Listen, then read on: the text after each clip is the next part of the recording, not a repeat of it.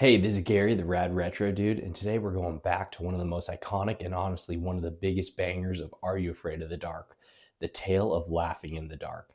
Now, if you grew up in the 90s, this episode didn't just scare you, it made sure clowns were permanently on your watch list. Like, seriously, after this episode, no one trusted clowns.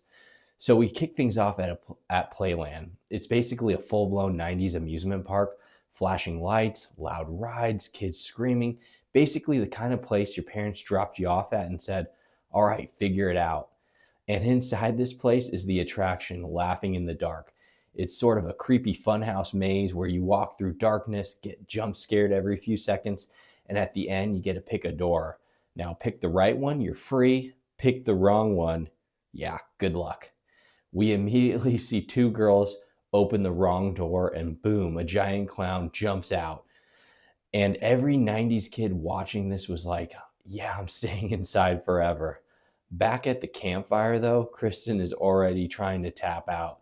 Like, nope, I don't do clown stories. And honestly, I don't blame her. But Betty Ann is like, sit down, we're just getting warmed up.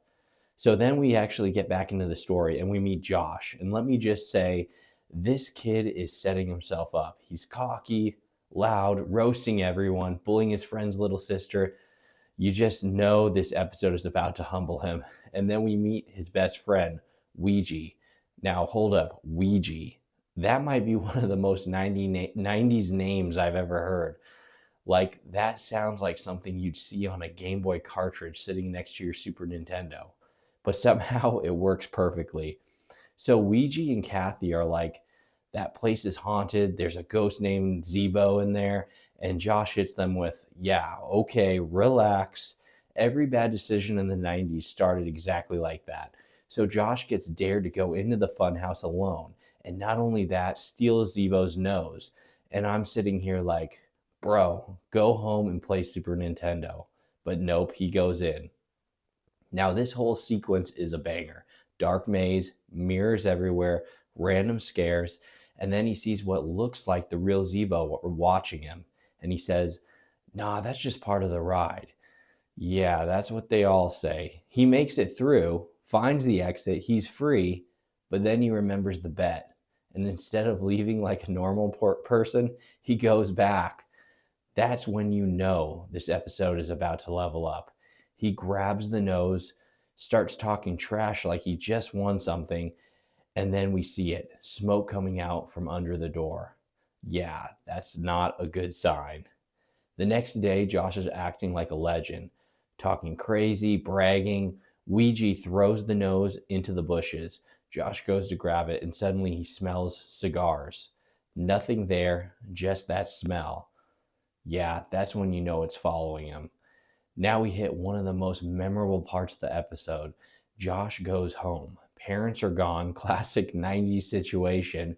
He heats up food in the microwave, opens it, and instead of food, it's full of cigars.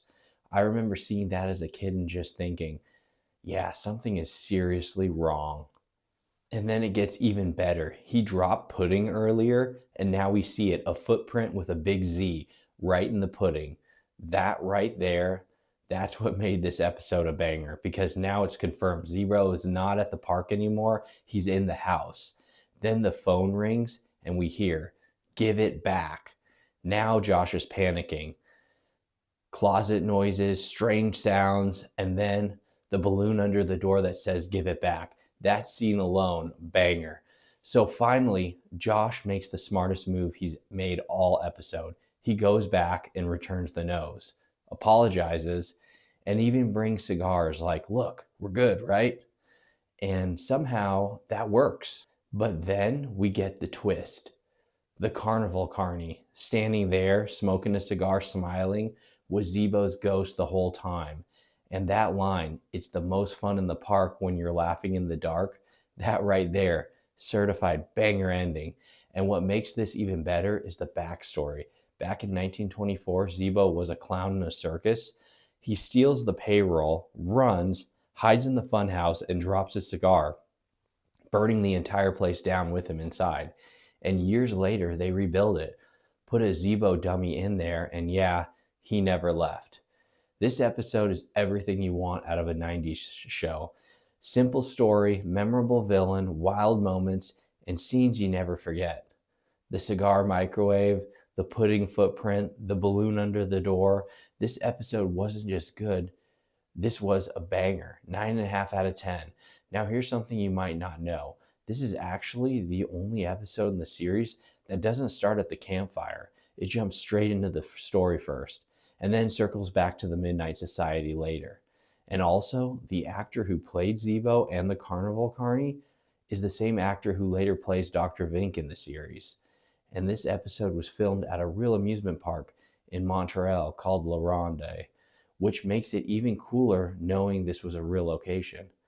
And this is easily one of the most remembered episodes in the entire series.